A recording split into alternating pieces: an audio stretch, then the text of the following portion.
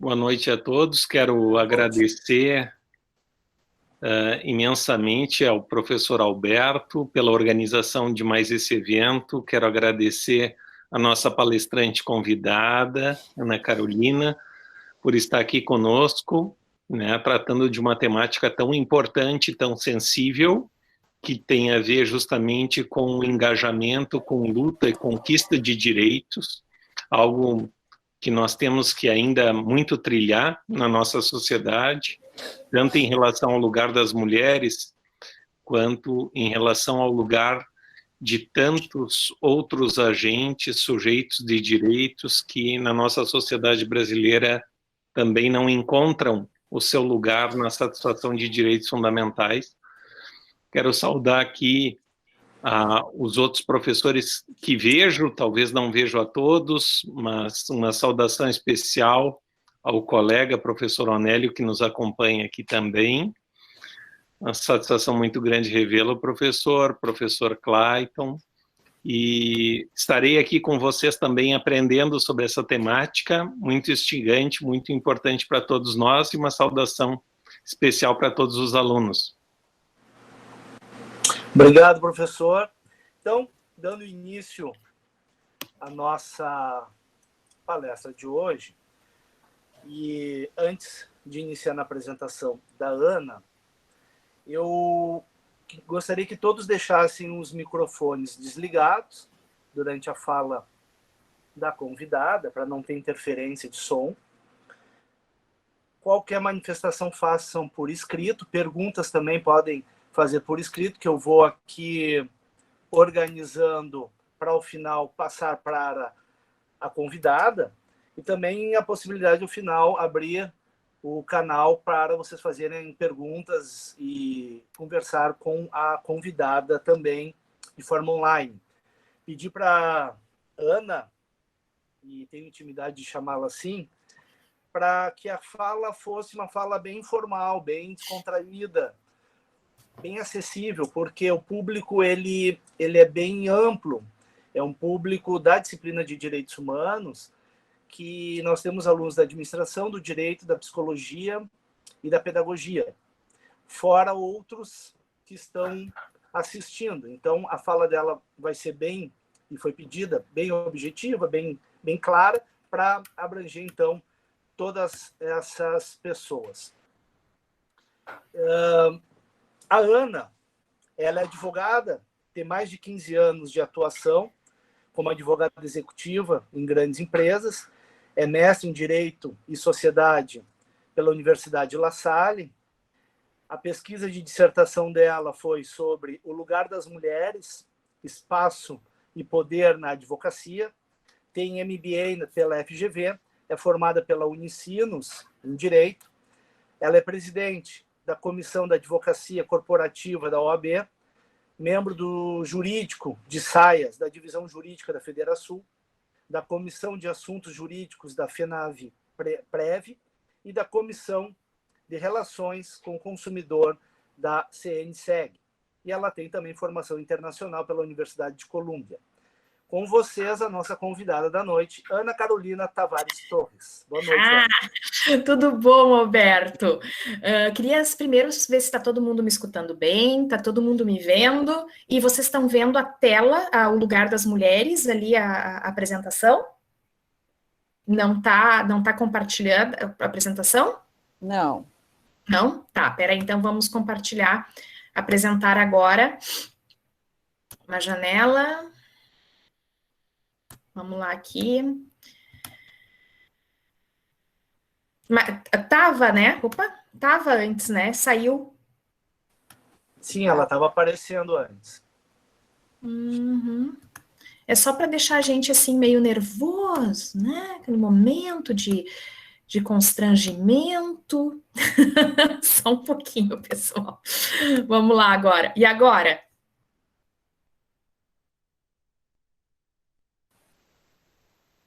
Agora deu. Deu? Tá. Deu.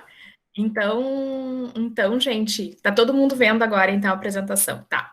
Então, eu tenho que, para passar o slide aqui, nós estamos, não é nada demais, assim, na verdade, mais é como um roteiro, né, como uma identificação. Aqui tá a apresentação que o Alberto já comentou com vocês, na verdade, meu melhor título é Ser Mãe do Bernardo, que é um menino de 12 anos, que eu estou aproveitando muito nesse momento aí de pandemia, porque eu já estou quase há 80 dias, eu e a nossa equipe, a empresa toda quase há 80 dias em home office, né? Tem sido um grande desafio para todo mundo.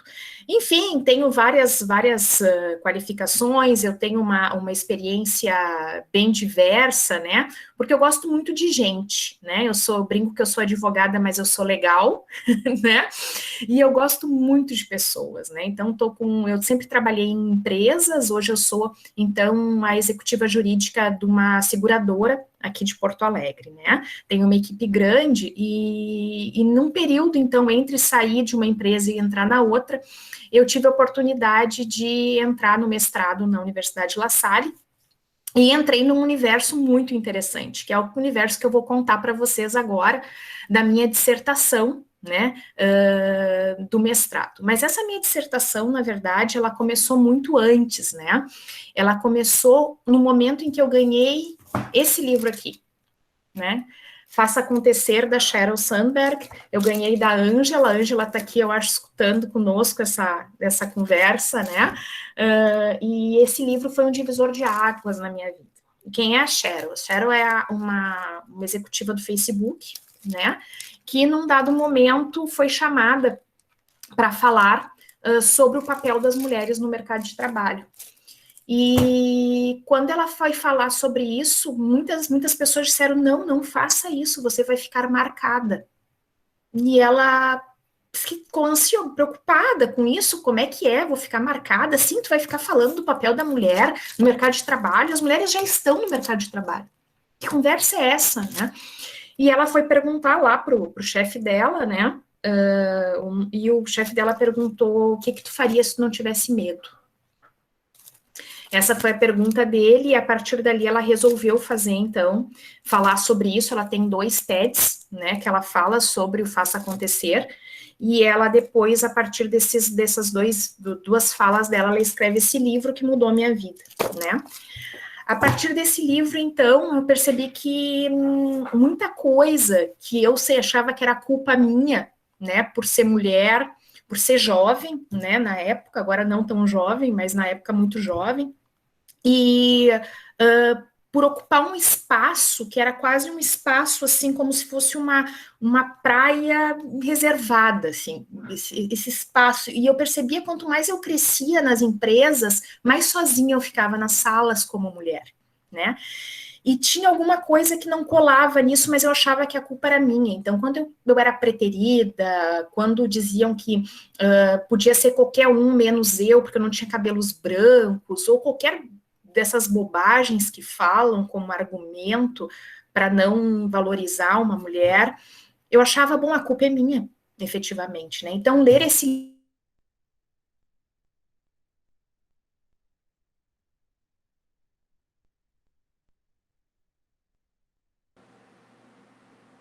Alô?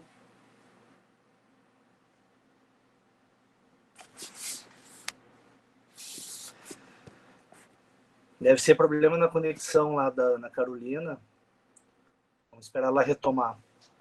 Dia de chuva é isso, né? A internet não ajuda. Vou mandar uma mensagem para ela aqui, só um pouquinho.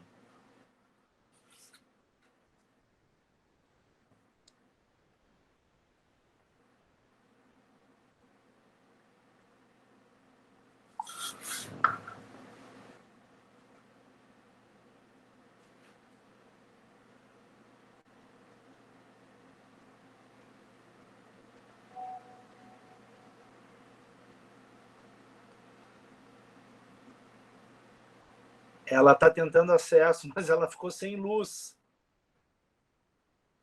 Só um pouquinho.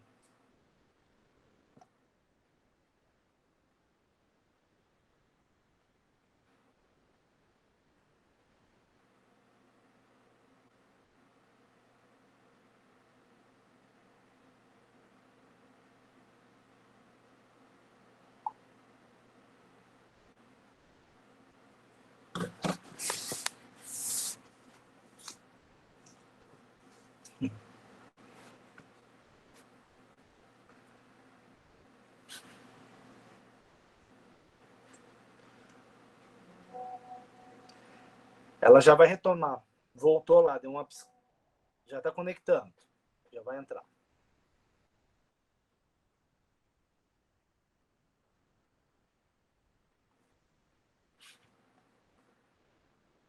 Aninha da CS está presente. Tudo bom, Aninha? Betina, lá da Augusto Pestana, Lisiane. Minha mãe, Hélida, está presente.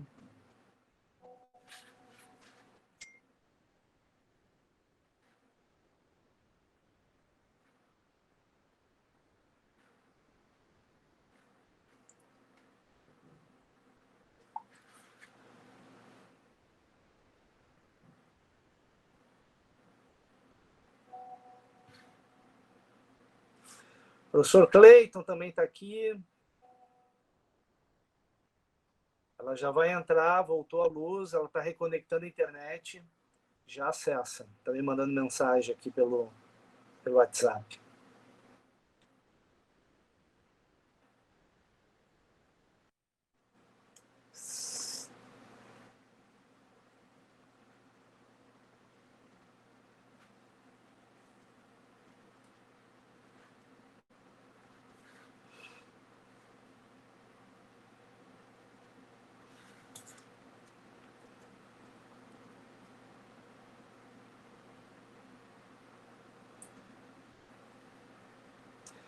Aí, Ângelo, tudo certo? Tudo certo, professor? Beleza. Legal ver a carinha de vocês aí, hein? Saudade dessa turma.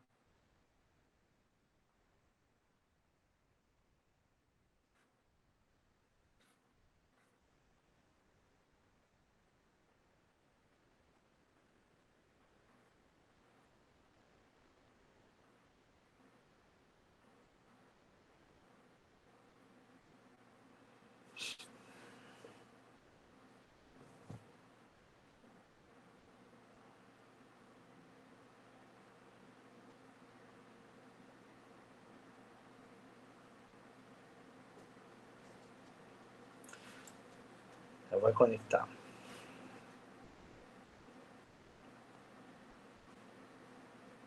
Alex, meu orientador, me orientando.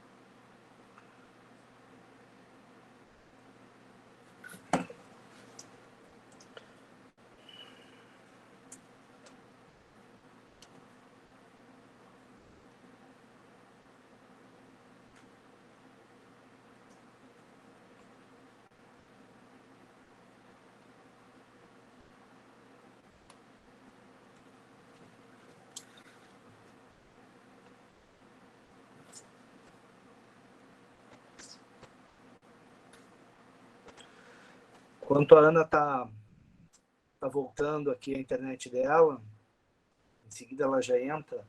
Os meus alunos da disciplina de hoje, eu deixei lá no aula a atividade a ser feita após essa palestra com a convidada. Tem um prazo ali de uma semana. E lembrando que semana que vem é feriado, na sexta-feira. Quinta e sexta, nós temos feriado semana que vem. Estamos em reta final agora, né, do semestre.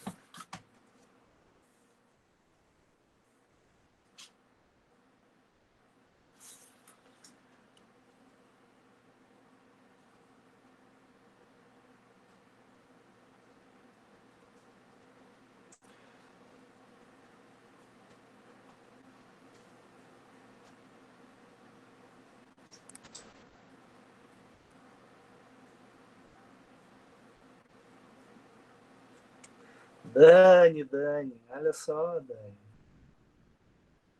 Legal te ver, Dani. Você tem que marcar uma live, hein? Dani, o Onélio, fazer uma mesa redonda. Eu acho que essas lives vieram para ficar mesmo depois, com o retorno das atividades presenciais. Nós, com certeza, seguiremos nessas atividades assim. Oi, Ana, voltou. Tá sem áudio. Liga teu áudio.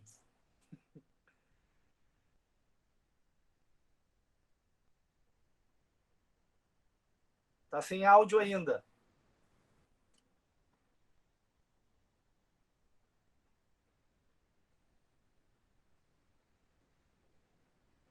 Tá. Agora deu.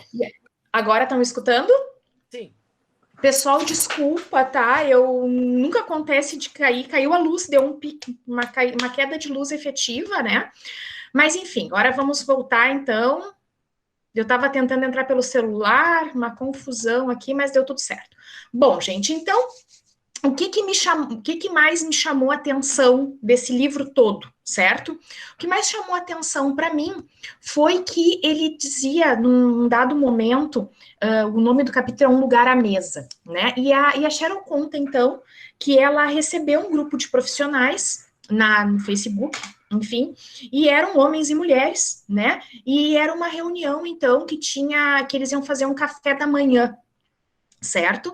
E nesse café da manhã tinha uma mesa grande e tinha as mesas laterais. Os homens imediatamente sentaram à mesa grande e as mulheres nas mesas laterais. E diz que ela chamava, venham, sentem aqui comigo, venham para a mesa principal. E simplesmente as mulheres disseram, não, obrigada. E o que ela traz desse peso, assim, dessa relevante questão? É que não é um fato simplesmente de sentar a mesa principal, as mesas laterais. Mas a grande questão que ela traz é que ninguém se torna presidente de uma empresa sentando à mesa lateral, né? Que para ocupar ter a tua possibilidade, o teu crescimento, tu teria que estar empoderado o suficiente para se sentir poderosa para sentar na mesa principal, minha mesa principal. E isso, esse lugar à mesa me chamou muito a atenção, né? E esse foi a origem, inclusive, do título, né? Do meu trabalho, que ficou O Lugar das Mulheres, Espaço e Poder, daí na advocacia corporativa de empresas de grande porte da região metropolitana de Porto Alegre. Então, no primeiro semestre do mestrado, eu tinha que fazer um artigo para a professora Renata, né, Alberto? Nossa querida professora Renata. E daí,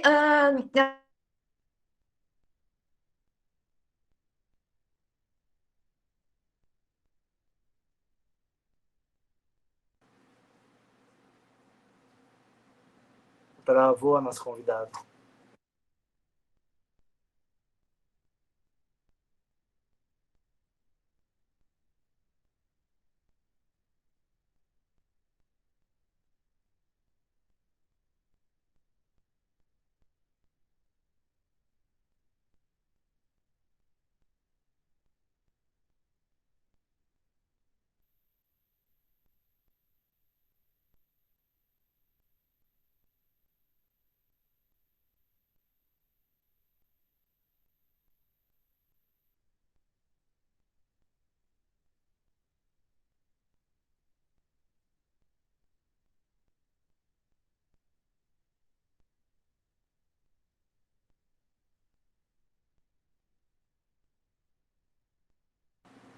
A nossa convidada caiu de novo. Estou de volta. Está de volta? Estou de volta. Tá aqui. Enfim, eu não sei até que horas vocês escutaram, Alberto, porque não deu pique, agora só caiu a internet. Sentado ao lado da mesa, enfim, teria que tomar uma posição de destaque para. Tá, ok. Então tá. E daí, então, nós fizemos um artigo com a professora Renata, né? E a professora Renata, então, nos deu um artigo do Foucault, que na verdade era uma entrevista que Foucault deu para uma revista de arquitetura no início da década de 80. E essa entrevista, Foucault fala o seguinte, abre aspas, né? O espaço é fundamental em qualquer forma de vida comunitária. O espaço é fundamental em todo exercício de poder. E daí conectou para mim ali. Aquela frase conectou sobre como é que é essa questão da ocupação de espaço, né? Porque por que as mulheres elas já têm mais anos de estudo, né? E elas continuam ganhando menos que os homens, elas continuam ocupando menos esse espaço de poder, né? Então, em 2018, no dia 8 de março, o IBGE, ele traz um panorama muito grande, né, e foi bem no meio ali, quando eu estava bem envolvida com a minha dissertação, um mapeamento sobre o espaço das mulheres, né, e ele traz essa representação que eu estou mostrando para vocês, né. Nós temos 10,5%, hoje nós estamos com 15% de representação política.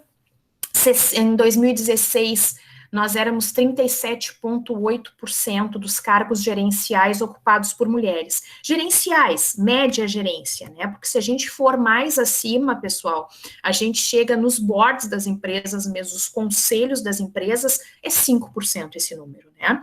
Então, quando nós falamos as mulheres já ocupam um espaço, o mercado de trabalho, é um mercado de trabalho ainda que tem uma limitação quase física, né? Então, por isso até, inclusive, se fala do teto de vidro, que seria uma barreira intransponível e invisível, que chega um momento em que tu bate a cabeça no topo e a partir dali tu não consegue mais subir, né? E isso teria várias explicações.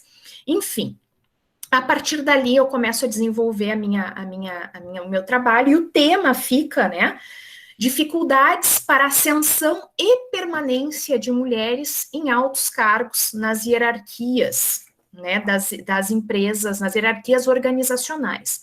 Então, inclusive em função da minha experiência corporativa, me fazia mais sentido eu estudar algo que eu, inclusive, vivenciei, né? Inclusive, eu tinha esse sentimento, eu queria entender, então, com esse estudo mais profundamente essa questão. Então, eu fiz uma pesquisa prévia com 84 advogadas corporativas, 49 responderam essa pesquisa, e a partir dali eu estratifiquei, então, 5 gerentes jurídicas, que ocupavam o cargo de gerentes jurídicas, em empresas consideradas de grande porte, que são as que faturam a partir de 300 milhões por ano, na região metropolitana de Porto Alegre.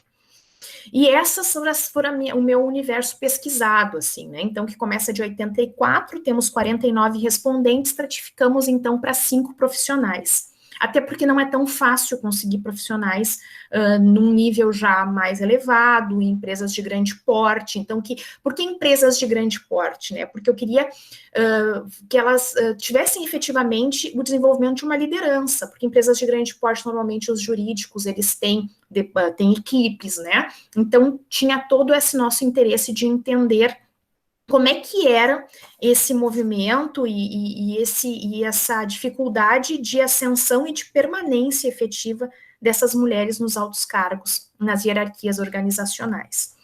Então, nós desenvolvemos 2 categorias inicialmente, né, que seria a categoria da vida pessoal e da vida profissional. O que já começa a ser muito interessante, né, porque nas pesquisas a gente identifica que a vida pessoal de uma mulher profissional é muito mais relevante do que a vida pessoal de um homem profissional, certo? Dificilmente se questiona como é que um homem dá conta de cuidar de 3, 4 filhos e ser o presidente de uma empresa. E não se questiona isso. Ele tem 3, 4 filhos e ele é presidente da empresa. Que legal, né? Ele tem 3, 4 filhos. E isso muda radicalmente quando a gente começa a imaginar uma mulher presidente de uma companhia com 3, 4 filhos. Então, por isso que nós já estratificamos nesses 2 primeiros, no momento inicial, essas 2 categorias, né? Então, a partir daí, fizemos a metodologia foi com documental e com entrevistas, né? E fizemos um referencial teórico, a gente fala sempre fizemos, pessoal, até quem ainda não fez mestrado e tal, porque nada é feito sozinho, né? A gente faz com o nosso orientador, a gente desenvolve, né, Alberto? A gente acaba fazendo um trabalho mais coletivo. Vocês todos estão me escutando, tá tudo bem, né? Não travei, tá tudo certo. Ok. Então, nós desenvolvemos um referencial teórico, né, que separava entre gênero e espaços de poder e um lugar à mesa, né, gênero, então, e trabalho, ok? Na parte, então, de gênero e espaço de poder, trouxe muito a questão de Foucault para entender de que poder nós estamos falando, né? E entender que poder, então, não é algo que se tem, e sim algo que se exerce. E é algo que se troca, né? E que as relações de poder, elas vão permeando enfim, e fazendo parte dessa relação, dessa negociação entre os gêneros também. E eu não entrei, naturalmente, no meu trabalho na questão da violência, por exemplo, mas eu consegui entender através desse movimento de estudar Foucault, e eu me apaixonei por ele, né? Inclusive as relações de violência doméstica, isso foi bem impactante para mim. Porque quando a gente fala em violência doméstica, por que aceita? Por que aceita de volta, né? E nos estudos eu percebi que, na verdade, também existe uma relação de poder nessas situações. E que a gente, no momento em que o agressor, ele faz a agressão, ele está exercendo o poder. E daí ocorre toda a ruptura, né? E no momento em que a mulher, depois da agressão, ela tem a possibilidade de se movimentar tanto na questão de, eventualmente, de denunciar o crime, como em aceitar de volta, naquele momento ela está empostada nesse poder. E isso é muito impactante pensar nisso, que mesmo uma questão vinculada a uma violência, ela está diretamente vinculada a relacionamentos, então, de poder dentro da esfera doméstica, inclusive, né? Conversamos também bastante na minha dissertação sobre a questão do poder de agência, né? Nós também, até que ponto, então, uma mulher, ela vai ter esse desenvolvimento de poder se ela não tem o poder também, o econômico vinculado, né? Então, se percebe claramente como uma necessidade, nos estudos, pelo menos, que eu desenvolvi, de que o poder econômico, ele está diretamente vinculado ao exercício, inclusive, da mudança do seu meio, né? O seu meio, ele vai se desenvolvendo habilmente, ela vai tendo mais poder de desenvolver o seu meio e mudar o seu meio, quando ela também está relacionada com a capacidade econômica. Por mais que nos doa isso, assim, né? Os estudos nos demonstraram. Falei também sobre esse livro aqui, que ele é fantástico para quem quiser estudar, ele é bem rapidinho, ele se chama Mulheres e Poder, um Manifesto, né? Essa aqui é uma historiadora, a Mary Bird, e ela fala sobre a voz das mulheres ao longo do tempo, de como foram caladas, né? E isso foi bem importante também para entender todo esse conceito. No segundo capítulo, então, do trabalho, a gente fala sobre gênero e submissão feminina. E daí foi um universo que se abriu na minha mente, assim. Porque eu fui estudar efetivamente Rousseau e entender que o que foi feito, gente, foi uma naturalização das desigualdades. Por quê? Porque é uma naturalização. E ontem eu estava assistindo uma live sobre a questão do racismo estrutural, e muitas das questões que eu trago na minha dissertação também vêm dentro do racismo estrutural, porque as construções sociais, elas se tornam muito poderosas quando a gente naturaliza algumas questões que não são efetivamente naturais, né? Então, a gente identificar, por exemplo, que homens e mulheres são diferentes, naturalmente, existe um suporte físico diferente. Mas no momento em que tu vincular esse suporte físico a todo o resto que foi socialmente construído, tu tem efetivamente essa construção social naturalizando, por exemplo, o fato de eventualmente as mulheres não serem boas em matemática, ou as mulheres serem naturalmente maternais, certo? Até onde existe esse espaço da naturalização? Isso foi uma construção que Rousseau traz muito forte no final do século XVIII, então, dizendo o seguinte, que ele constrói, na verdade, ele escreve o primeiro livro que é o livro que seria o primeiro tratado de educação, né, que é Emílio da Educação, e nesse tratado ele diz assim, olha, a mulher, ela é naturalmente materna, ela deve ser naturalmente, ela é muito mais hábil no privado e o homem muito mais hábil no público. E a partir dali se desenvolve toda uma crença em relação a isso, né? Até inclusive na exaltação do amor materno, que é muito louco pra gente. Porque a gente parte do princípio que o amor materno, ele é um amor incondicional, inerente à mulher, e ele é um amor que vai estar lá para sempre, sempre. E a gente começa a estudar a história e perceber que no século XVII, século XVIII, não era esse o conceito de maternidade, né? Bom, as mulheres ganhavam os filhos e seguiam a vida. Essa percepção foi uma construção social também, que pode ter sido muito útil para a nossa cultura. Não estou questionando isso, mas que é uma construção social.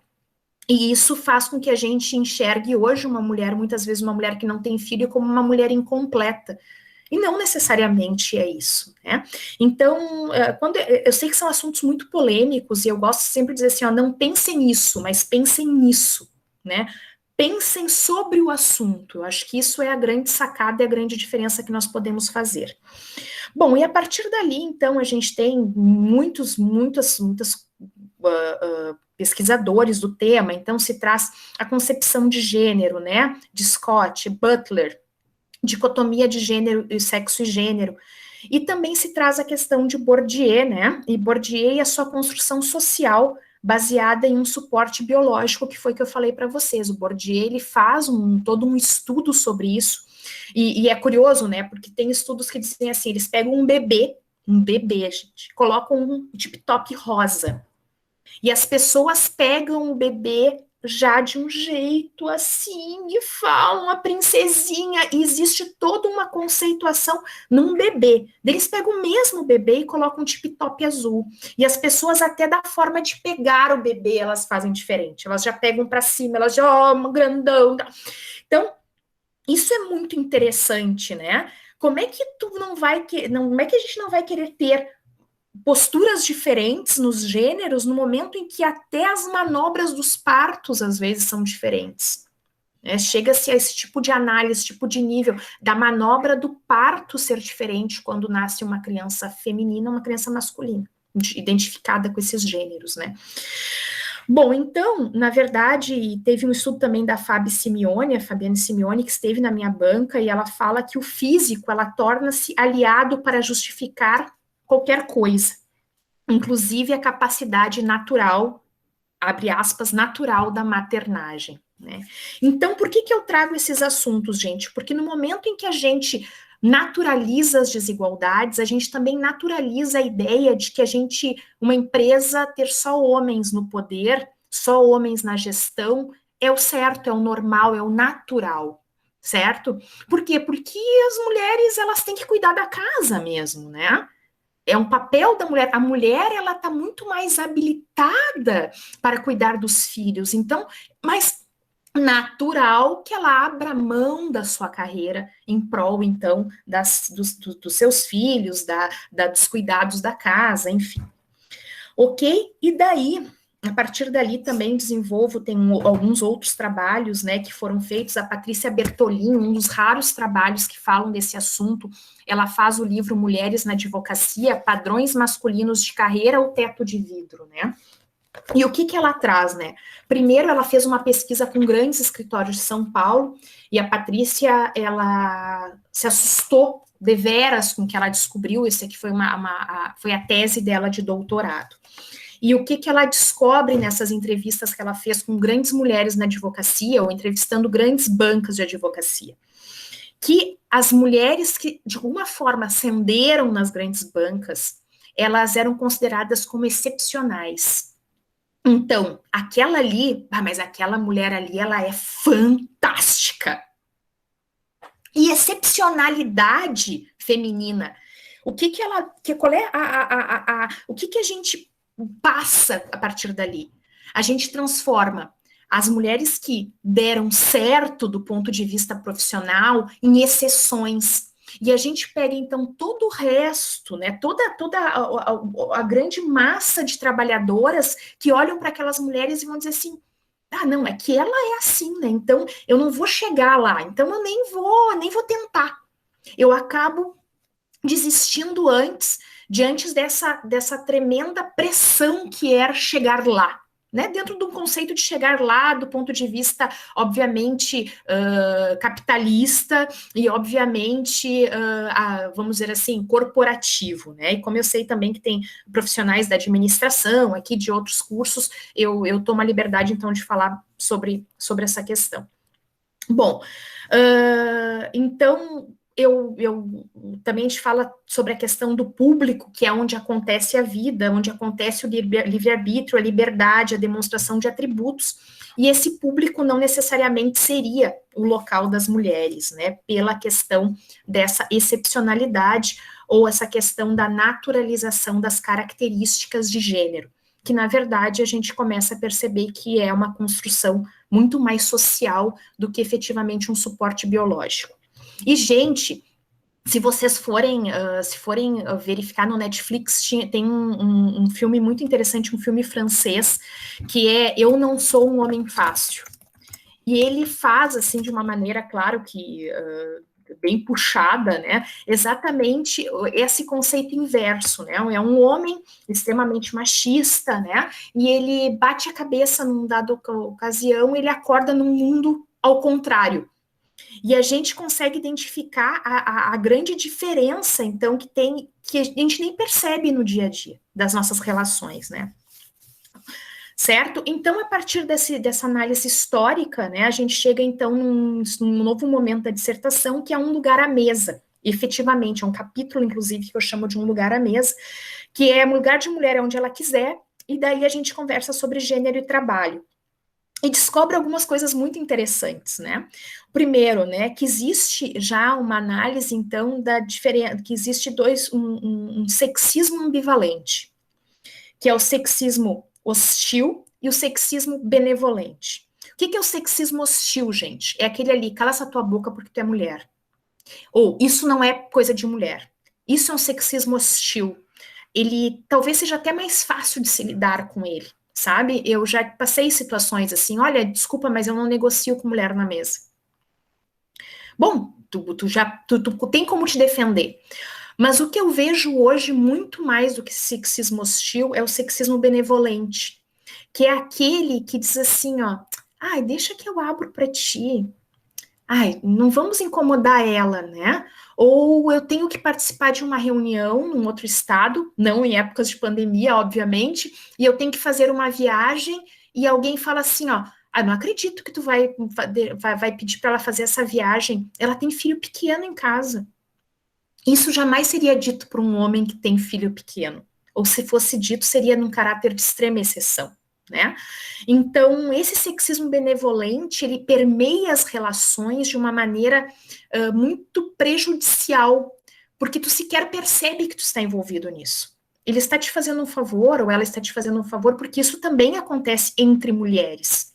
Esse caso que eu falei para vocês agora aconteceu comigo. Eu tinha uma reunião que eu tinha que participar no meio de um feriado, e uma outra mulher falou para a pessoa que iria me convidar para a reunião, não, mas não acredito que tu vai convidá-la para essa reunião, ela tem filho pequeno em casa. Né? E não foi de maldade, não, de forma nenhuma. Mas ela não teria dito se fosse um homem. E é isso que eu quero trazer para vocês como coisas para nós pensarmos sobre, né? Com certeza. Então, tem vários elementos em relação a isso, nós estamos com o nosso horário já, eu já vou dar uma puxada aqui, Alberto, porque essas questões que aconteceram agora, peço desculpas para vocês, tá? Realmente nunca aconteceu isso que aconteceu agora. Mas falo também sobre a questão do agente, que eu comentei com vocês, né, que o Amartya Sen, que é um grande pensador indiano, que eu gosto muito, né, ele fala sobre a questão da condição de agente das mulheres como um dos principais mediadores da mudança econômica e social, e sua determinação e suas consequências relacionam-se estreitamente a muitas das características centrais no processo de desenvolvimento, né? Então, eu não posso querer que o planeta se desenvolva quando eu desconsidero metade da população do planeta como economicamente ativa. Desenvolva do ponto de vista capitalista, que vamos deixar bem claro, né? Mas eu poderia aproveitar muito mais essas mulheres, muito mais essa força de trabalho, no momento que eu realmente valorizasse, né, da mesma forma, homens e mulheres. Bom, a partir dali, pessoal, eu também acabei entrando, me desenvolvendo muito na questão do gênero e trabalho na advocacia, porque essa minha dissertação, ela tinha esse foco, né, e daí trabalhei com os livros da Bertolini, o trabalho da Bertolini, e ela chega a uma conclusão, essas mulheres da excepcionalidade que eu comentei com vocês, ela chega a uma conclusão muito interessante. Por que essas mulheres são excepcionais? Porque, como não há uma referência feminina, o que acontece é que as mulheres que chegam lá, entre aspas, né, elas repetem padrões masculinos de carreira, né? Então é como se a gente chegasse à conclusão seguinte, ó, as mulheres, elas conquistaram o mundo jurídico, por exemplo, que é o meu foco aqui, mas elas não mudaram o mundo jurídico, né? Elas foram obrigadas a adotar padrões masculinos de carreira, né? Então, os ajustes, não houve ajustes familiares, né, que seriam necessários, divisão das tarefas, né, divisão da tarefa doméstica, que é, na verdade, a identificação de todas as pesquisas que eu fiz, no final das contas, ela acaba sendo a origem de todo o mal, né. No momento que as mulheres tiverem a efetiva divisão das tarefas domésticas são de cuidados do cotidiano, da casa e das pessoas, elas teriam muito mais condições de chegar lá, né, que é a nossa ascensão de carreira que nós falamos. Porque, na verdade, são tantos pesos que se carrega nas pernas que acaba se desistindo muitas vezes disso.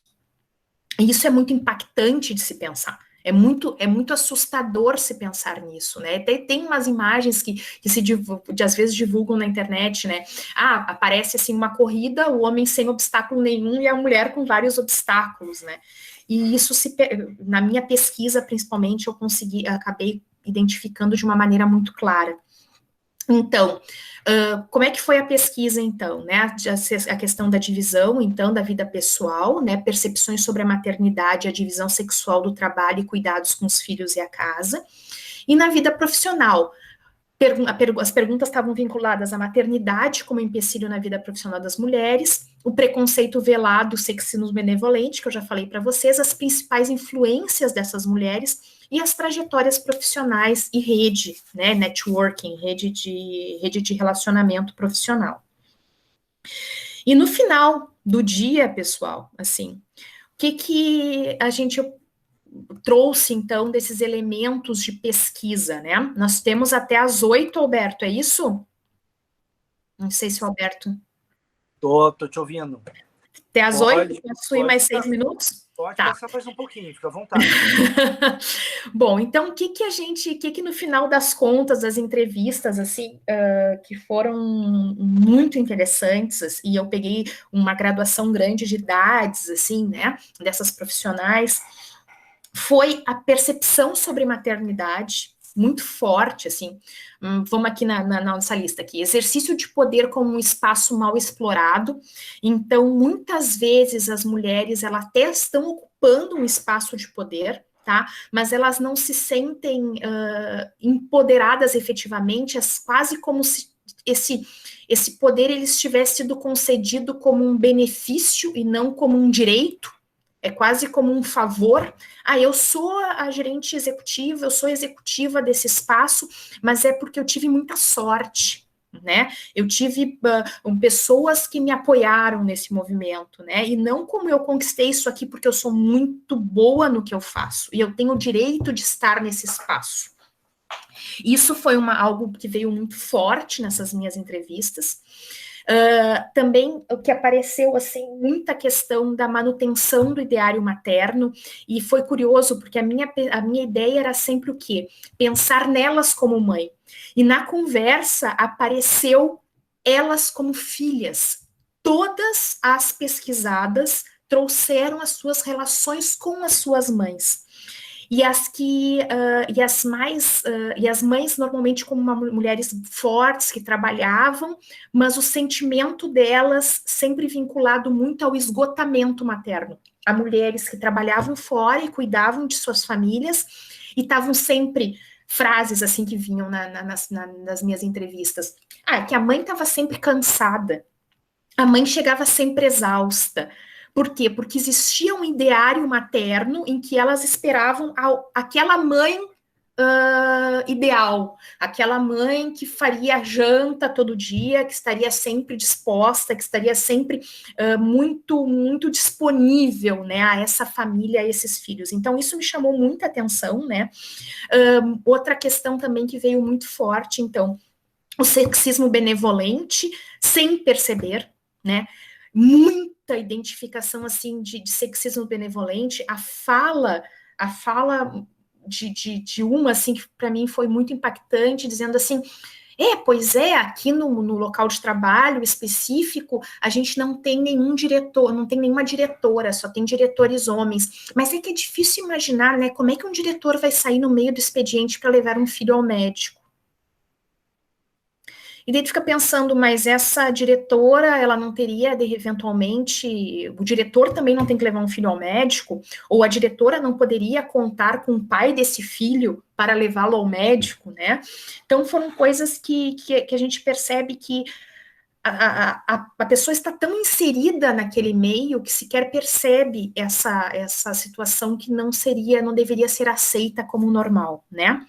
Então, a divisão sexual do trabalho, ela aparece realmente para mim como a origem de todo o mal, né? A gente precisaria ter mais igualdade, mas as pesquisas, elas não demonstram isso, o IBGE ainda reforça que os números são, assim, bem impactantes, vamos dizer assim. Agora, de cabeça, eu acho que o trabalho doméstico, tá?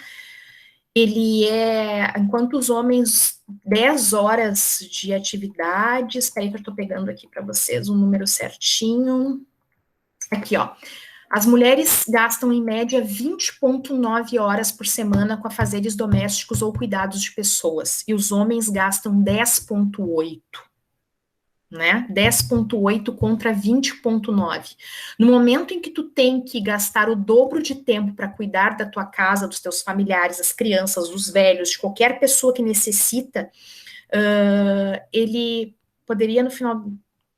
sim. Ele precisa... Vocês não estão vendo a minha apresentação mais, é isso? Eles estão pedindo só para retornar depois, mas eu vou disponibilizar esse material também. Tá ok, mas vocês estão vendo agora slide de considerações finais, né? Eles pediram para voltar uma tela anterior. Aqui? Da pesquisa? Vida profissional? Aí. Aí. Tá, mas depois a gente vai disponibilizar esse material sem problemas, tá? Porque eu já estou partindo já para o final mesmo. Então, a gente tem essa manutenção também do ideário masculino de poder. Então, esse último tópico, ele é muito importante, porque o que a gente percebe, né? Que as mulheres, elas realmente ocuparam seus espaços em algum nível, mas dentro ainda de um conceito de poder ainda muito masculino, né, masculinizado. Essa é a questão. Então, para a concretização da desigualdade, da igualdade, na verdade, que é no final das contas que um estudioso faz, ele tenta, analisa, né, e propõe mudanças na medida do possível, né. Então, se identificou a necessidade de mudança dos conceitos relacionados aos ideários maternos, né, e isso é uma construção social, então, do que eu espero de uma mãe, porque a mãe abdicada, a mãe que quer ser mãe acima de tudo, e vocês podem ver, né, é tão forte isso que eu mesma comecei a minha apresentação dizendo que o meu melhor papel é o meu papel como mãe do Bernardo. Então, eu também estou inserida nesse meio, e eu acho que é muito, muito importante a gente também perceber o quanto nós estamos, mesmo sendo pesquisadores, estudando, passando 2 anos estudando sobre isso, a gente ainda faz esse tipo de coisa, e tá certo, não, eu faço parte desse meio. A necessidade de uma maior divisão das tarefas domésticas de cuidados de pessoas, E isso, gente, a Cheryl é muito feliz nesse livro ao trazer, no momento em que ela fala, né, o Faça Acontecer, onde tudo começou, ela fala uma frase que é um grande divisor de águas, né? Ela diz assim: se você quer ter um companheiro de vida, a melhor escolha de carreira que você pode fazer é quem será esse companheiro.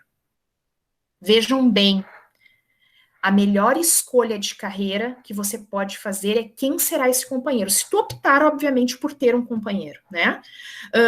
Por que isso é importante? Porque a gente não vai conseguir fazer tudo sozinha, porque esse conceito também de que mulher dá conta de tudo também é um ideário que torna-nos mulheres exaustas e que acabam desistindo muitas vezes de muitas coisas. Tu chega num ponto de tão cansaço que tu aparece uma oportunidade de ser promovido, tu diz, tá louca? Eu vou trabalhar mais? Como é que eu vou trabalhar mais?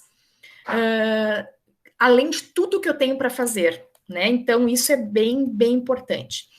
E a discussão sobre a manutenção do sexismo automático e benevolente, né? Que foi isso que eu falei para vocês. Esse sexismo que ele se transmuta e ele demonstra, a princípio, uma ideia de que, ai, gente, é assim mesmo, e que, na verdade, ele acaba sendo prejudicial no final. Então, apesar dos mortos e feridos aí, gente, consegui chegar às 8h02, então, no final da minha apresentação, né? Ai, Alberto, eu tô louca de vergonha de vocês, do pique de luz que deu aqui, nunca aconteceu isso mesmo. Bem Mas, capaz, assim, Ana, bem capaz, né? mas assim, enfim, estou aqui. Fogem da nossa alçada. E queria te agradecer já pela tua excelente explanação, o qual trouxe um tema que ele é diário, ele é atual, sempre atual, ainda mais nesse momento de luta contra a intolerância e preconceitos que a gente está vivendo. É verdade. E nós estamos acompanhando, e falar sobre o lugar das mulheres é algo que a gente tem que realmente ressaltar. Por isso, a escolha da palestrante, a escolha do tema, para nesse momento que a gente está vivendo, justamente falar sobre esse assunto de tão importância. Queria, antes de abrir para as perguntas, só fazer uma pequena observação. A Ana, ela é uma pesquisadora, e vocês puderam perceber a base teórica dela, partindo de Foucault, de Bourdieu, franceses, mas também citando autores como um autor indiano que ela trouxe na pesquisa. Não é fácil encontrar pessoas que busquem, nas suas pesquisas, seus referenciais teóricos, autores que não sejam da Europa ou dos Estados Unidos. Parece que os outros países não produzem pesquisa. Não é, Ana? Trouxe muita coisa do Brasil também, né, Alberto? Muita coisa, a maioria. As minhas grandes pesquisas foram a Bonelli, né, a Bertolini, a Flávia Biroli. Imagina, eu peguei alguns aqui para mostrar para vocês. Eu tenho uma pequena biblioteca feminista em casa, né? E o Brasil tem muita pesquisa importante nesse trabalho, nesse meio aqui, né? A gente não pode esquecer disso também, né? Mas uma das coisas que a gente aprendeu nesse mestrado é que existem autores excelentes que não são da Europa e também não são dos Estados Unidos. Com certeza. Não é? Aqui na graduação a gente é encaminhado sempre para os autores da Europa e dos Estados Unidos. Mais da Europa, inclusive, por causa do direito. Mas, na real, é porque não se busca esses outros autores nos outros países, nos outros continentes. Então, a partir de agora, eu queria deixar aberto para quem quiser fazer questionamento, pode ligar o áudio e fazer a pergunta, questionamento direto, observação. Só sejam bonzinhos comigo, por favor, gente. Já tive 2 piques de luz aqui hoje. Pode perguntar direto, Alberto? Pode, professor Onélio, pode com a palavra. Bom, boa noite a todos. Professora Ana, né? Eu estou aqui como um convidado, né? O Alberto anunciou a palestra, eu me interessei pelo tema, eu não lhe conhecia, né? Mas é um tema que me chama atenção, me interessa, né? Gosto do assunto. E achei muito boa a explanação, né? E vi o filme recomendado, né? É muito hilário, muito engraçado. Eu já vi esse filme e o recomendo. Também o recomendo para quem quiser aí ter uma compreensão sobre esse tratamento diferenciado, né, que a sociedade dispensa entre homem e mulher. Mas eu queria, né, verificar sobre a sua ótica nesta evolução do tratamento feminino. Porque se nós pegarmos, né, desde a Bíblia, ou passando pela mitologia grega, nós vamos verificar que a mulher ela é sempre o ponto de crise, é sempre o ponto negativo. No paraíso foi Eva que fez a grande manobra que retirou o homem do paraíso. Lá na mitologia grega, nós temos Pandora, que abre a caixa porque é uma curiosa. Temos a Dalila, que corta os cabelos de Sansão. A própria deusa Hera, né, é vista como ciumenta, como vingativa, embora todos os seus poderes... Então nós temos uma construção histórica, né, nesse sentido. Eu queria que tu abordasse um pouquinho, né, sobre... E poderíamos aqui ir citando, me lembrei algumas aqui, tal, mas poderíamos ir citando, e a gente verifica sempre, né, que é o feminino que é o ponto de desequilíbrio. Né, o ponto Exatamente. Exatamente. Professor, não sei se o senhor já teve a oportunidade de ler esse livro aqui, Mulheres e Poder, o Manifesto, da Mary Bird, e ele traz exatamente isso que o senhor está falando. Na verdade, essa historiadora, ela começa, então, falando sobre... E é muito impressionante, porque trabalha muito com o conceito de a voz pública das mulheres.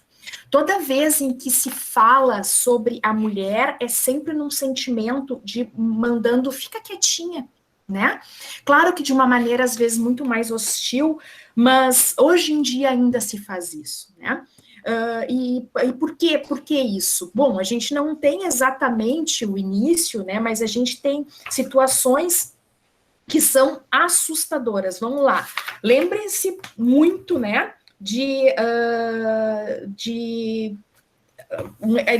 Ele começa falando sobre um caso na Odisseia, Homero, há quase 3.000 anos, né?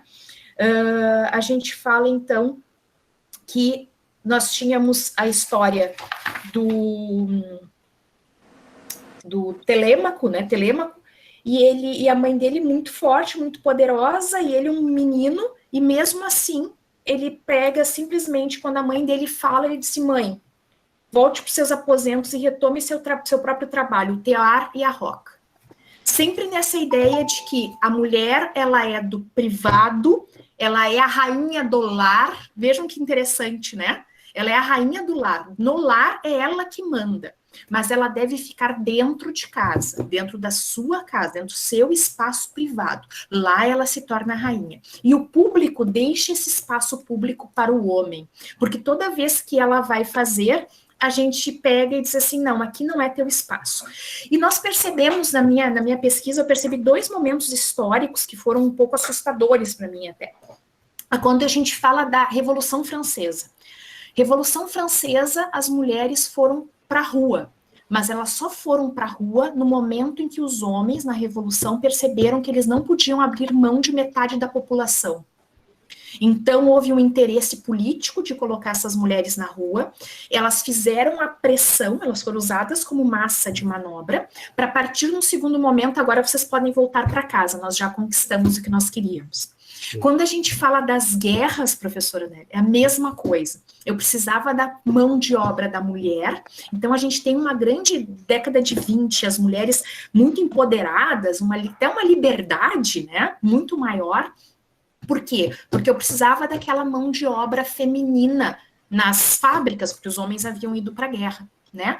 Mas termina a guerra e a gente tem o quê? Todo um movimento de volta das mulheres para o lar. Nós temos uma década de 50 com as mulheres muito valorizadas, as senhoras dentro do lar, aquelas grandes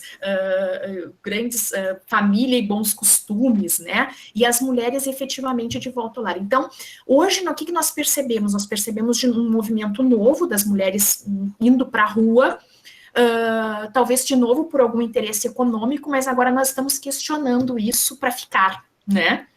Então, tem toda essa história, mas eu acho que agora a gente tem conversado mais sobre o porquê que a gente está indo para a rua e o porquê a gente quer ficar. Então, a gente não pode deixar de falar sobre esse assunto. Às vezes eu sou questionada, assim como um comentário do tipo, por que tu está falando disso, né? Isso não precisa mais. A gente nunca vai poder deixar de falar, professor. Jamais vamos poder deixar de falar. Porque qualquer mudança pode voltar para trás, porque nós já temos o passado nos trazendo esse elemento.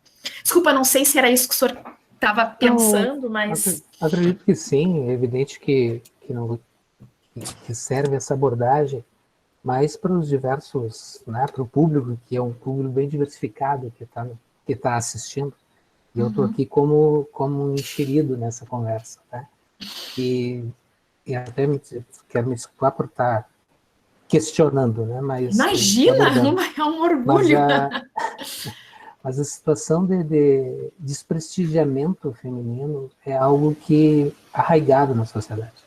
E a necessidade de falar e abordar sobre o tema é uma constante. Porque o risco de retrocesso está dado. Nós estamos tendo agora a história do menino veste azul e a menina veste rosa, ou ao contrário, não? Não, menino veste azul e menina veste rosa, parece que... Uma coisa nesse sentido. E que tu bem abordaste, né? Quando tu pega uma criança e veste de rosa, tu lá, bota aqui. Eu ainda hoje, já sou mais amadurecido, quando uso alguma camisa cor-de-rosa, que tem mais de uma, invariavelmente sofro alguma piada sobre a utilização daquela vestimenta, né? Que é jocosa, que é graciosa, talvez não preconceituosa, mas tem um viés cultural, né, que acaba manifestando, né? As pessoas acabam se manifestando, às vezes, nem por maldade, mas pelo ímpeto, porque é o cotidiano todo dia. Acho que sim, vale, tá muito boa a palestra, né? Parabéns pela abordagem, parabéns pela dissertação de mestrado, o assunto é sempre atual, e agradecer, né, a participação, agradecer especialmente ao Alberto por ter lembrado e me convidado. Eu acabei nem me inscrevendo, acho, nessa palestra, mas consegui o link, né, que é a facilidade que a tecnologia nos dá. Estou aqui vendo alunos, ex-alunos, né, colegas de trabalho, colegas de faculdade e tal, e é sempre bom revê-los, e é bom por esse meio, pelo menos a gente tem alguma proximidade. Bem aqui na minha tela, no meio, está aparecendo a dona Jéssica Perla, né? Nossa prestigiada aluna, né? Bom te ver. Agora lá no cantinho apareceu a Benícia. E por aí vamos. Então eu quero encerrar a minha participação agradecendo, cumprimentando, né? Cumprimentar o Alberto, um fraterno abraço aos meus colegas professores, a Dani, o Cleiton, o Josué, a quem eu vejo aqui. E para os alunos e demais professores, eu deixo também um fraterno abraço com essas duas meninas, né? A Benícia e a Jéssica, né? Representam aí esse bom grupo, tá bem? Obrigado. Obrigado, professor. Nós que agradecemos, professor. Obrigado, professor Nélio, querido amigo. Nós temos aqui diversos egressos que estão assistindo, queria deixar meu abraço. São alunos que passaram, mas que seguem nos acompanhando e que deixaram muita saudade. Mais algum questionamento? Nós temos alguns minutinhos para liberar a nossa convidada, porque Beto. Já são 8h15. Quem chama? Dani? Oi. Oi, Dani. Então, que alegria participar dessa live. Eu também não estou inscrita, mas o link e amizade fraterna com meu compadre que me mandou o link. E eu estou muito feliz em te ver, Thaís está aí também, o Onélio, são parte daquilo que eu sou enquanto profissional, enquanto ser humano, assim, é muito bom estar aqui, saber que a Jéssica está aqui também, e ouvir a Ana Carolina é muito revigorante. Coisa boa escutar isso, Daniela. Meu bem, tu sabe que é um momento muito difícil em vários aspectos, né? E eu fiquei muito pensando na tua fala e lembrando de um filme que eu assisti, quer dizer, na verdade assisti novamente, porque eu já tinha assistido no cinema, que chama A Vida Invisível, do Karim Anu, que ganhou um prêmio em Cannes o ano passado, um filme brasileiro, e que ele aborda uma questão que é interessante porque remonta talvez a relação com as nossas avós e as nossas mães. O que teria sido feito da vida das mulheres na década de 50, 40 e 50, se não tivessem sido sufocadas em casamentos por conveniência, em relações, o que poderia ter sido feito da vida dessas mulheres, né? O filme é muito sensível, ele relata a história de duas mulheres, irmãs, uma delas com uma perspectiva de se tornar uma grande pianista, e que a sociedade patriarcal estruturada no machismo não reconhece. E como a gente está vendo absurdos, né, da naturalização do racismo, da naturalização dessas relações, né, do machismo enquanto um processo estrutural e que, portanto, é estruturante. A tua fala me fez pensar uma questão, e eu não sei se a tua pesquisa abordou, a diferença entre mulheres brancas e pretas. Que, na verdade, a gente sabe o quanto é difícil. Eu me lembrei da Manuela Dávila na campanha presidencial em 2018, quando foi ao Roda Viva, e foi interrompida 54 vezes por homens enquanto ela falava, e o quanto isso não aconteceu com os outros candidatos.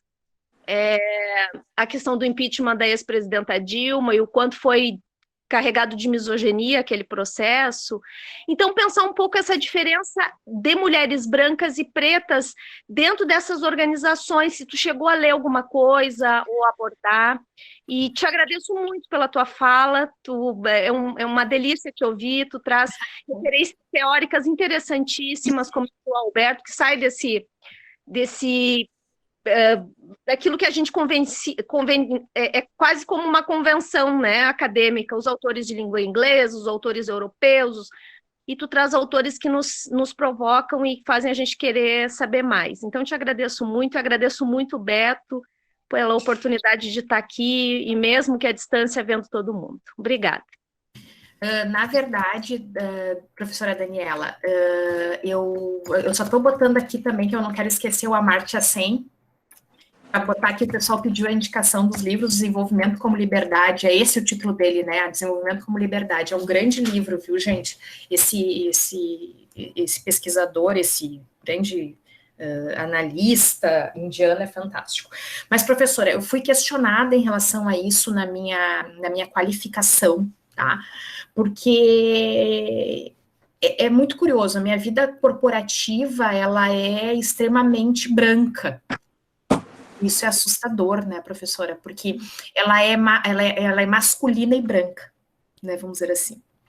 E na qualificação eu fui questionada, escuta, tu não vai falar nada, porque vocês podem ver que os meus slides eu trago mulheres negras, mas na minha fala eu acabo não trazendo isso na fala. E eu fui, então, sendo questionada na qualificação, disse, bom, então eu vou mergulhar nisso para quando eu apresentar a dissertação eu ter esses elementos.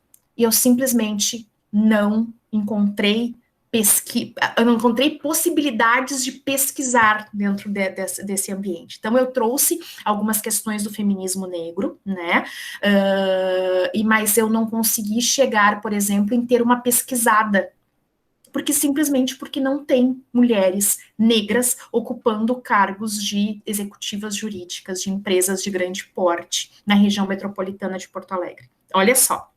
E então, assim, se a vida da mulher é difícil, ela só não é mais difícil do que a vida da mulher negra, né, professora? Então, se eu fui, porque eu hei de achar, né? Então, eu trago alguns elementos desse conceito, mas eu não consegui pesquisar. E só isso já é uma pesquisa. Sabe, Ana, que isso eu aprendi com a minha orientadora. Até o não é dado de pesquisa, né? Quando a gente não...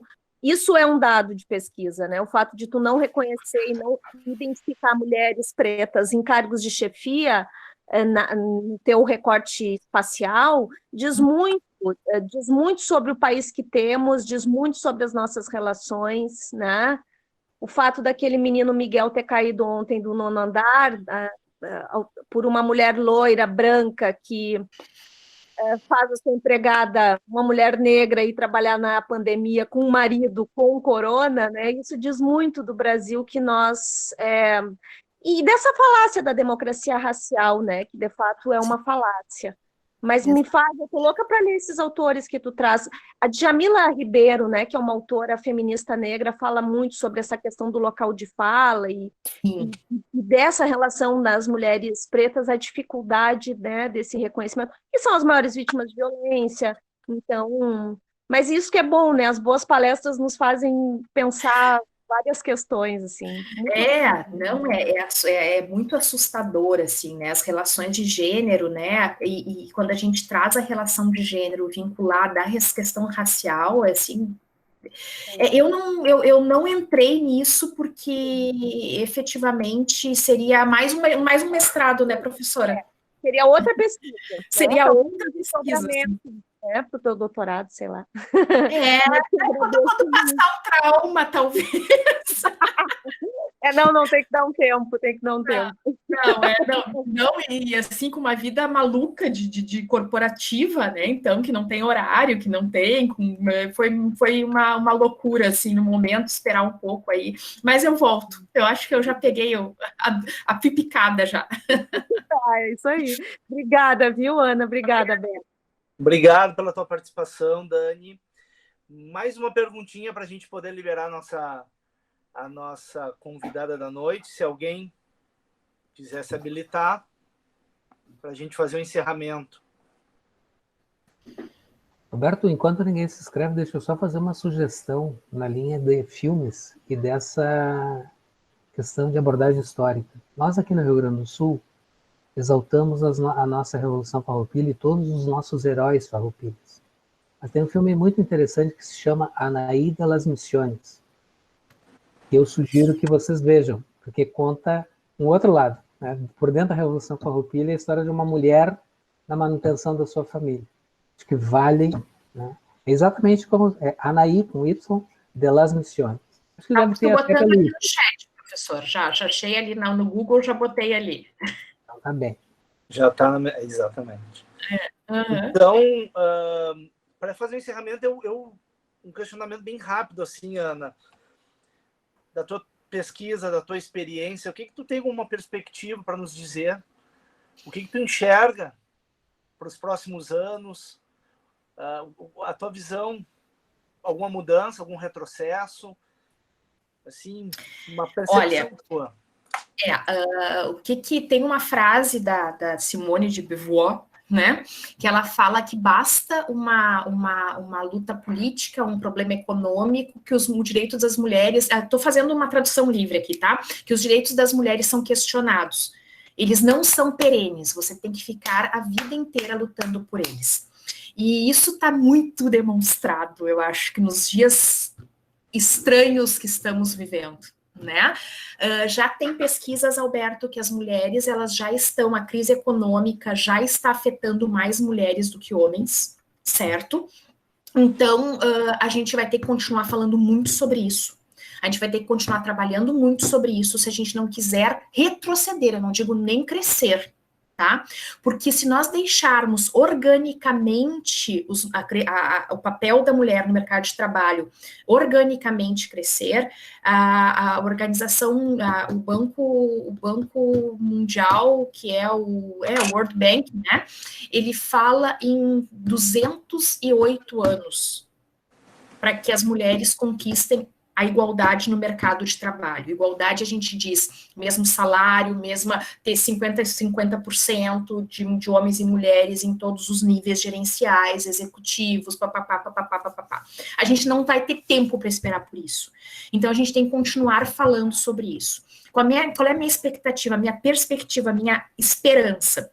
Eu, além de todos os movimentos que eu faço, eu sou sócia fundadora do WLM Brasil, que é o Women in Law Mentoring Brasil, que é um programa de mentoria para jovens advogadas, que começou com essa angústia nossa, de eu e mais 3 colegas, que viramos 9 fundadoras, que agora já impactamos centenas de mulheres, né? Temos 300 associadas, mais de 300 associadas, fazemos programas de mentorias anuais, enfim, fizemos todo um movimento de o quê? De pegar jovens advogadas embaixo do braço nosso e dizer assim, olha, eu já passei por isso, tu não tá sozinha, e a gente pode discutir isso, e a gente pode conversar sobre isso, e tu não precisa te achar culpada de certas coisas que acontecem, né?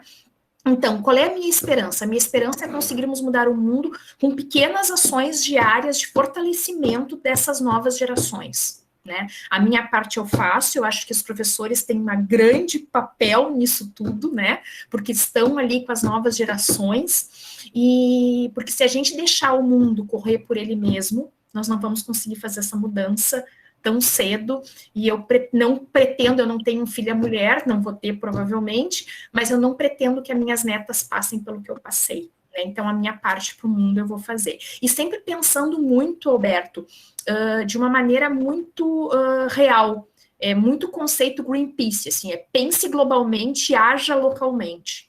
As pessoas às vezes querem construir uma ogiva nuclear e não dão um apoio para o vizinho do lado, entende? Então, assim, esse papel do dia a dia, do formiguinha, do desenvolver as pessoas que trabalham contigo, sabe? De fazer o teu papel na melhoria desse processo é o que vai fazer a mudança que a gente precisa.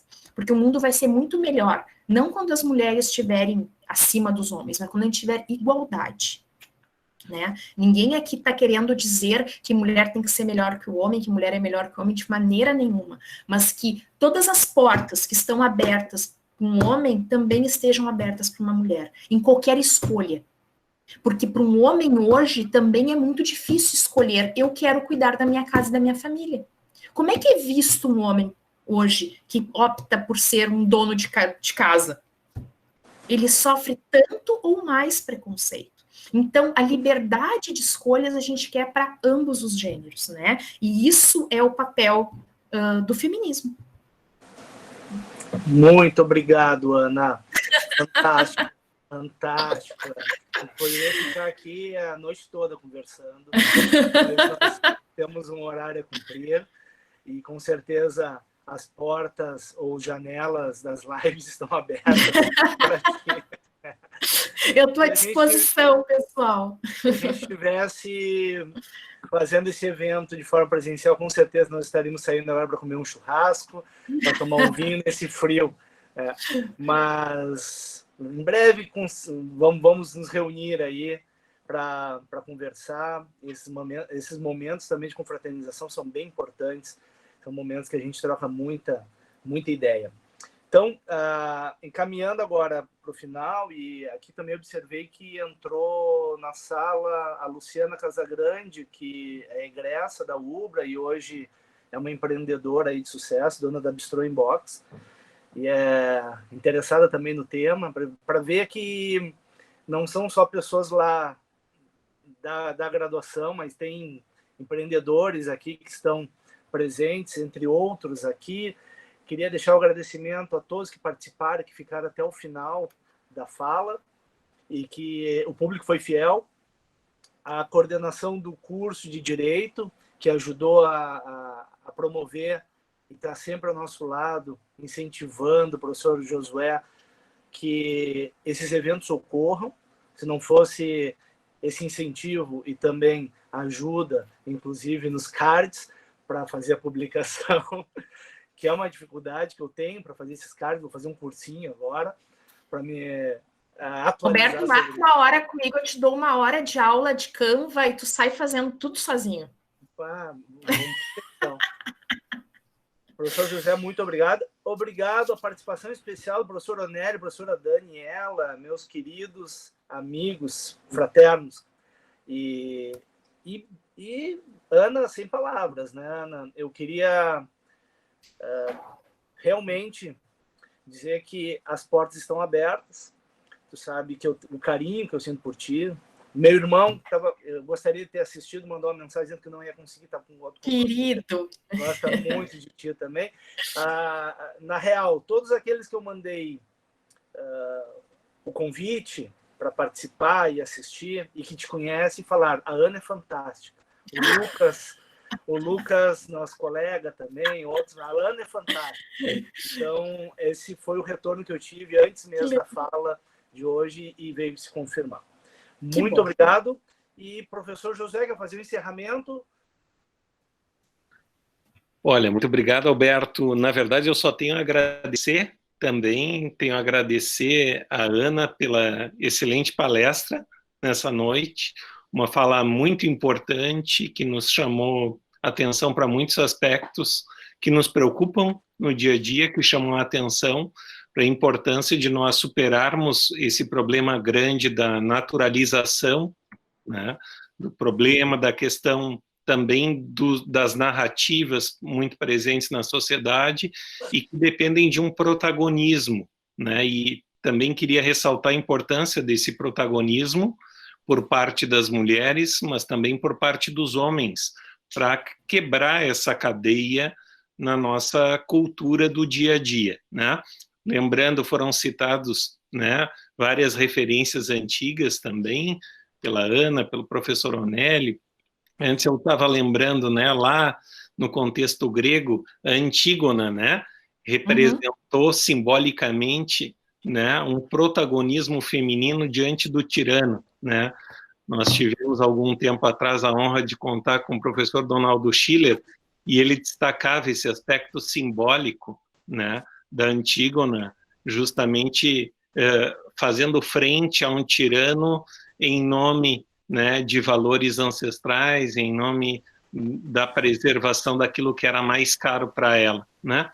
Mas dizer nesse momento, junto com muito obrigado de novo, muito obrigado também ao professor Alberto, né, sempre um parceiro, estamos juntos, né?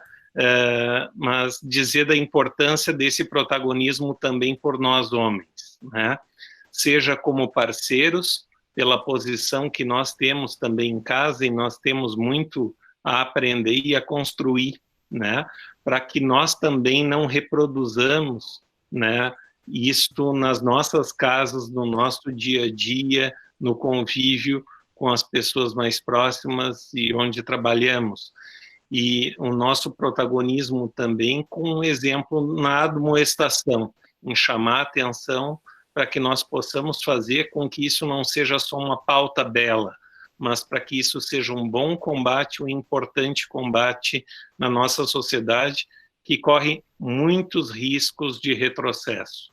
Então, esse protagonismo de nós, esse engajamento na luta pela preservação dos direitos, naquilo que nós ainda temos que fazer, esses direitos de igualdade, de combate à desigualdade, né, avançar na nossa sociedade.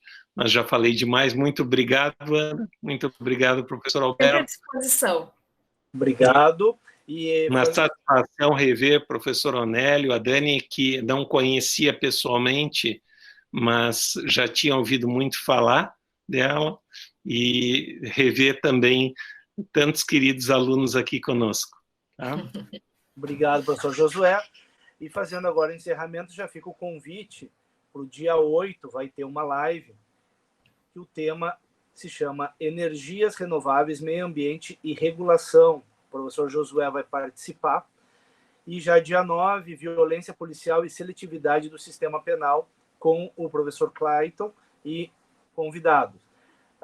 Essas lives estão previstas no Face da Ubra Guaíba. Se vocês tiverem interesse, só acessar, fazer a inscrição e acessar no horário com o link que vocês vão receber com a inscrição. Muito obrigado a todos. Ana, beijo a todos. Legal. Tá bom, pessoal. bacana. À disposição. Uma noite muito agradável. E até mais. Até a próxima. Até a próxima. Tchau, tchau. Até logo.